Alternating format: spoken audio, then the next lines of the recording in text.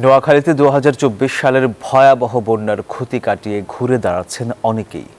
পুরুষদের পাশাপাশি নারীদের অনেকে আয়বর্ধক বিভিন্ন কাজে যুক্ত হয়েছেন। তবে সীমিত আয়ে পরিবারের খাবার জোগাতে পারলেও বন্যায় বিধ্বস্ত ঘরগুলো মেরামত করতে পারেননি অনেকেই।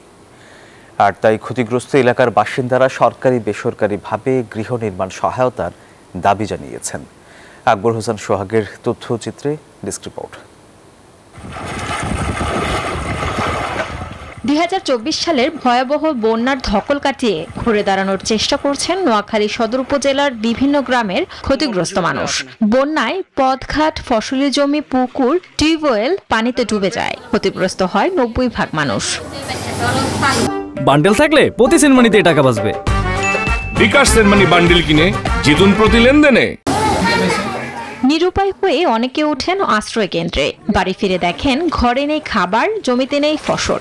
এমন অবস্থায় community development centre Bangladesh flood response প্রকল্পের মাধ্যমে ৩ ইউনিয়নে বন্যায় ক্ষতিগ্রস্ত ২,৬১৫টি পরিবারকে ঘুরে দাঁড়াতে নানাভাবে সহায়তা প্রদান করে। এখন তারা ফিরে আসছে ধীরে ধীরে। তো এরকম আরো অনেক পরিবার আছে যাদেরকে আমাদের আরো সহযোগিতা দেওয়ার প্রয়োজন। তো আমাদের একার পক্ষে বা কোডিকের একার পক্ষে এটা কখনোই করা সম্ভব না। এবং সরকারিভাবে বেসরকারিভাবে সকলকে এখানে আরো এগিয়ে আসার প্রয়োজন। তবে সীমিত আয়ে পরিবারে খাবারের ব্যবস্থা হলেও বন্যায় ক্ষতিগ্রস্ত ঘরগুলো মেরামত করতে পারেনি অনেকে। আমাদের গতবারকার বন্যায় সব বন্যায় ৯০% ঘর দুয়ার সব ধ্বংস হয়ে গেছে।